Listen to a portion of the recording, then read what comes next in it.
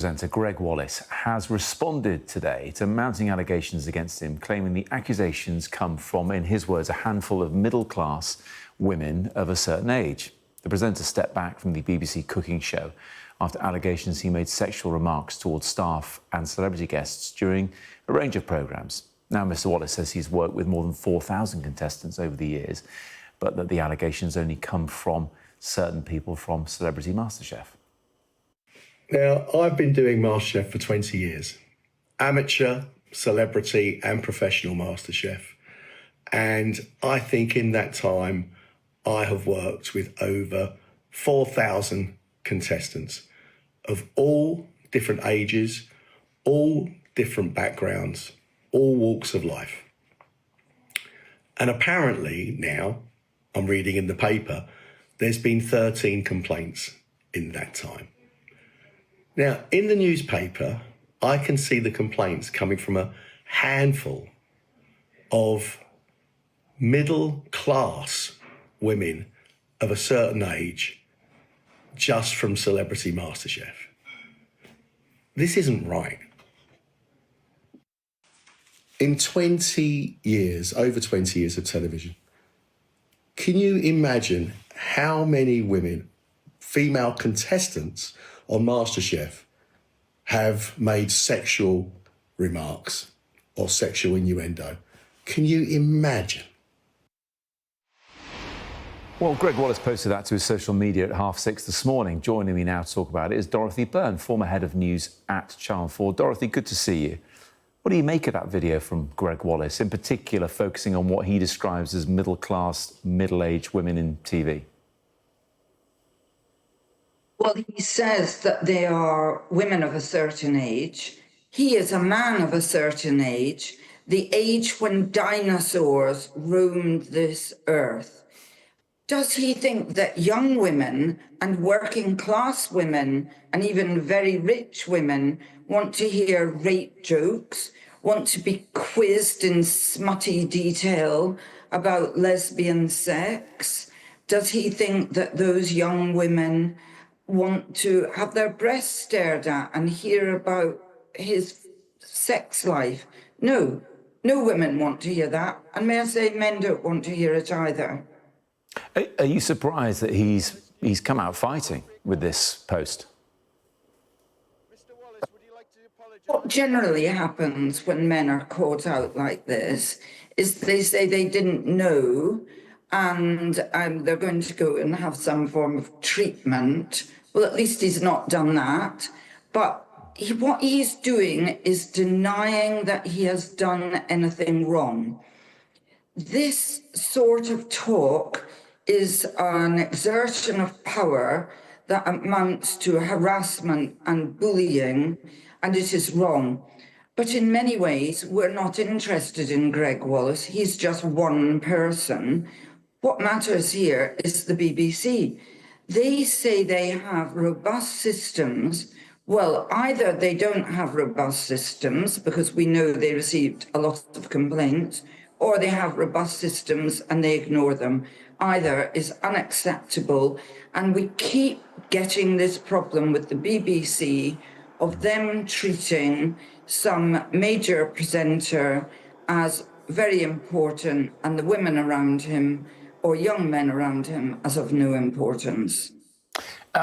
I'm going to be fair to the BBC and broaden out to the wider industry. Of course, given that I'm working on TV now, you used to work in TV, I don't want to descend into some sort of navel-gazing lovey fest, although people will think that's what it is already, to be fair. But putting that to one side, does TV have a problem? I mean, there's been this whole discussion this year, hasn't there, about labelling people who appear on screen as talent when, you know, the dozens of people behind the scenes are not labelled as such. Is this an industry-wide issue and something that you had experienced during your time at Channel 4 at all?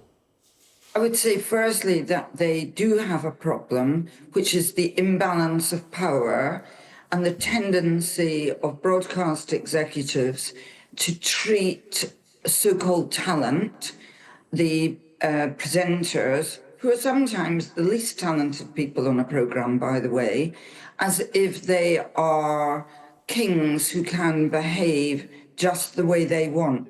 But actually, things have also improved a lot from when I began. On my first day in TV, I was told by my boss that I would be taken out and taught how to direct by a man. He would sexually assault me, but I wasn't to take it personally because he sexually assaulted everybody. And I did suffer a great deal in my early days. But things have got a lot better, especially in major organisations. And I think that's very much because there are now women bosses everywhere. Have you ever met Gregg Wallace? Did you ever come across him during your time in TV, Dorothy? I'm very happy to say that I haven't met Gregg Wallace and I don't wish to, but also I think he's insulting working class men by somehow implying that, oh, you know, working class men, you know, we're real guys, we're proper macho men. And so we have smutty, disgusting conversations. That's really rude to all the other greengrocers of Britain. It's important to say, which is what he used to do, by the way. I think he used to work at New Covent Garden before getting into working on MasterChef and other shows. It's important to say at this point in time that Gregg Wallace's lawyers say it is entirely false that he engages in behaviour of a sexually harassing nature, and he's defending that position. Look, let me bring it back to the BBC. You mentioned the travails that they're having over this, but in terms of the year the BBC has with Strictly, with I think it's 3 highest paid presenters now leaving for various reasons, you know, certainly in the ways of Gary Lineker and Zoe Ball seems to be of their choosing as well. But the BBC seems to be going through massive problematic change at the moment. You know, massive change can be good for an organisation. And what we have to remember about MasterChef is Gregg Wallace is not the star. The format is the star. The people who cook are the stars.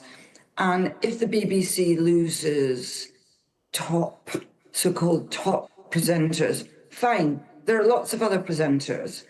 They should not feel that they are so dependent on presenters, specific presenters, that they allow them to behave in a way they would never put up with.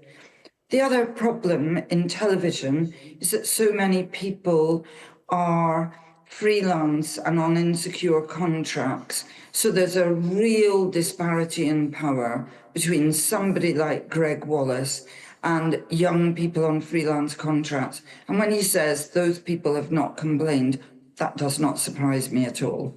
Let's just enlighten people as to a little bit behind the scenes. I mean, again, without appearing too navel-gazing here, it's insecure for people up and down the organisation of TV, isn't it? It's not just the young people. I mean, the presenters can feel pretty insecure themselves.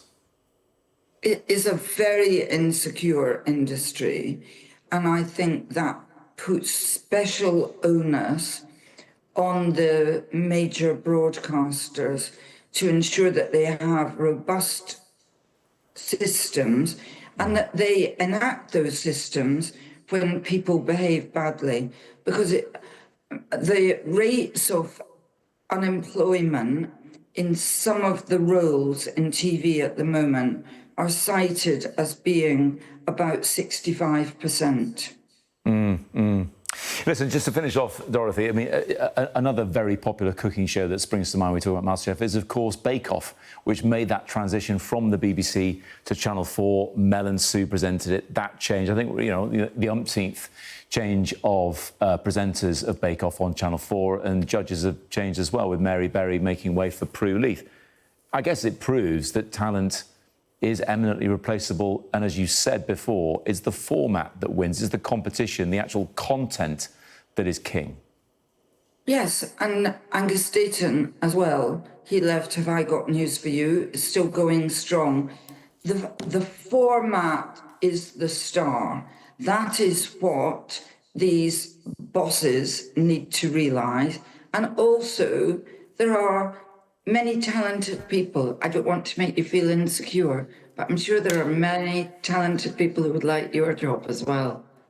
I've no doubt, and don't worry, I felt pretty insecure already. So thanks for reminding me of that, Dorothy. Appreciate it. Good to see you.